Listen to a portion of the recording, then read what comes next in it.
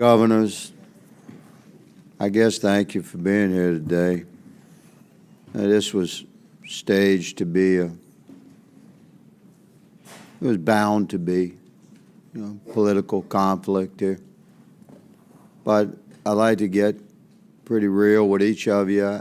I know Governor Walz pretty good. He and I came to be, believe it or not, America, Governor Walz and I came to be quite friendly. I consider him a friend for many years. And it was fascinating that we disagreed on almost everything politically. I doubt there was a vote we had in common, but I'm pretty sure I could call Governor Walz and get a straight answer, even now, at least in private.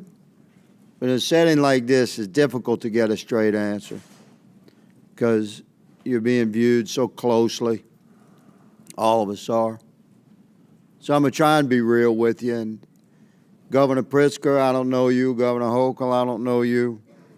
I can tell you that that you strike me as extremely political, and rather arrogant, quite smug, good lady. And this is a serious topic, man. We have hundreds of thousands of Americans dead from fentanyl that came across our border. Our nation suffered generational trauma for 4 years from open border policies. And we listened in ad nauseum, speech after speech after speech about how Mayorkas, who struck me as equally smug in many horrific meetings, said we need more money, we need more laws. We never needed more money. We never needed more laws. We needed an executive branch that had the will to enforce the law and thus end the trauma that the American people were continually suffering at our southern border. Now, the impact of that policy remains, and sanctuary cities are a large part of this thing. Now, I don't know the life of you three, your background.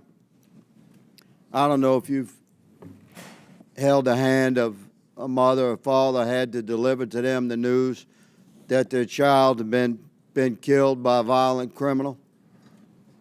Prayed with that person, but I have.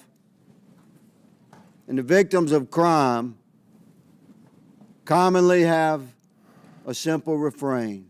Why? Why? Why did this happen to my family? And I'm going to ask you, Governor Pritzker, and you, Governor Hochul, what do you say to those people when, have you ever had the courage to speak with one in person, in private, without cameras, and when they ask you why was this horrible person invited to Illinois or New York? Why do your sanctuary policies encourage, why did this guy that killed my daughter, why was he in my state? Why? Representative. Don't tell me it's limited resources. Representative. Don't tell me it's limited resources. I'll let you know when it's time for you to answer the question, madam. Okay. Don't tell me it's limited resources, because we're talking about the resource of righteousness and goodness. And God controls the bank of righteousness and goodness. And there's no limit to that withdrawal. This hearing is an utter and complete waste of your time. It is a waste of taxpayer dollars. Republicans have called you here alleging that you are circumventing federal law. You are not. But you know who is the poster child, who is violating federal law daily? The current occupant of the Oval Office, Donald J. Trump. To make matters worse, these hardworking governors had to leave their states to be here in a moment when their work is incredibly difficult.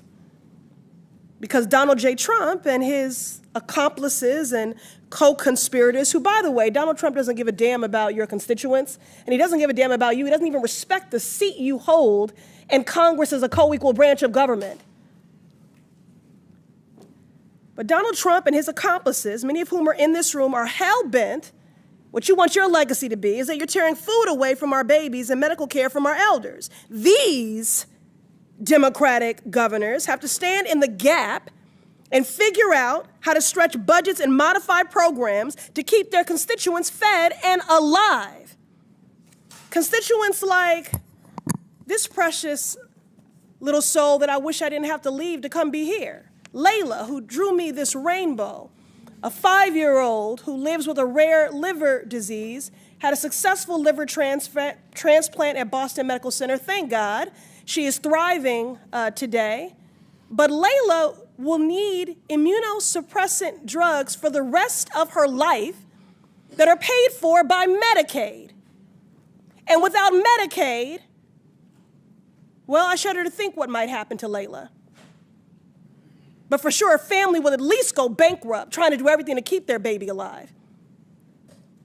That's what these governors, that's the situation that they've been put in because you're a big-ass, ugly bill, and if it comes to pass. And they're dealing with the fallout of this White House pulling federal grants recklessly. Grown men throwing temper tantrums. So again, let me be plain. The Trump administration is breaking the law, not these Democratic governors. Ms. Perryman, how many legal challenges is the Trump administration currently facing? I believe there's over 300 right now. And Ms. Perryman, can you explain how litigation like this has helped to shield and defend vulnerable communities? Absolutely.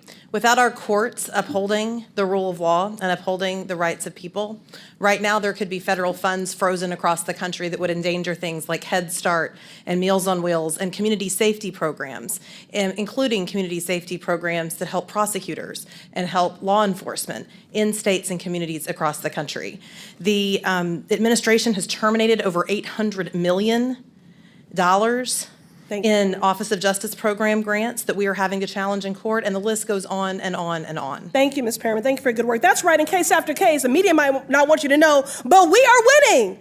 Trump tried to end birthright citizenship, blocked. He tried to shut down asylum, blocked. He tried to defund cities, blocked. And because we are winning in court, Republicans are trying to change the rules to rig the system. Tucked in the big ugly bill the Republicans voted for is a provision, Section 70302, titled Restriction on Enforcement, that would restrict the judiciary from enforcing court orders and holding government officials accountable. This is an intentional and deliberate attempt to undermine the courts so that the Trump administration can break the law with impunity. Republicans, Ms. Perryman, pretend to care about law and order, but this provision is the exact opposite. What message does this send to people who count on the courts to protect their rights? It suggests that the people that voted for the bill don't want the American people protected and that they don't want them to access their courts and access the ability to protect their rights. Don't want the American people protected, that part. Allegedly all in the name of law and order and safety. This is about nothing but power and control and abuse of power and terror, which makes everyone less safe. The shame and the sham of it all.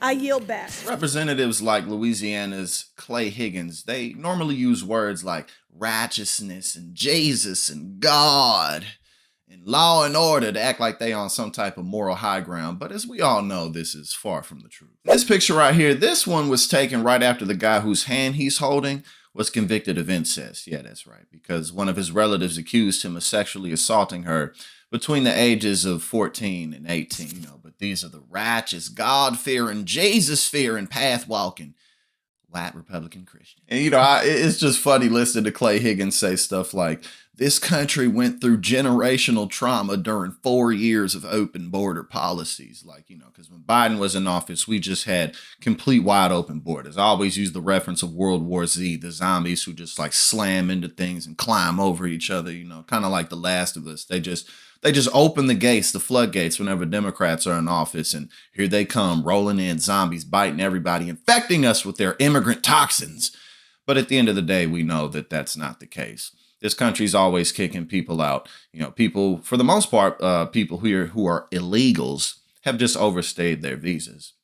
That's the overwhelming majority of them. And this country's constantly sending people back home. But also their talk of righteousness, Okay, would Jesus take healthcare away from people? Meals on Wheels. I'm sure Jesus would cut that.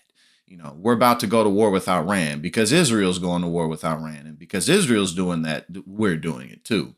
The other day, Donald Trump, he told the capital of Iran, y'all better evacuate. There's like 10 million people who live there. Like, what are you threatening? What exactly are you talking about? Because Jesus is all about war, right? No, these people are ridiculous. And at the end of the day, their main platform is white supremacy, particularly people like Clay Higgins.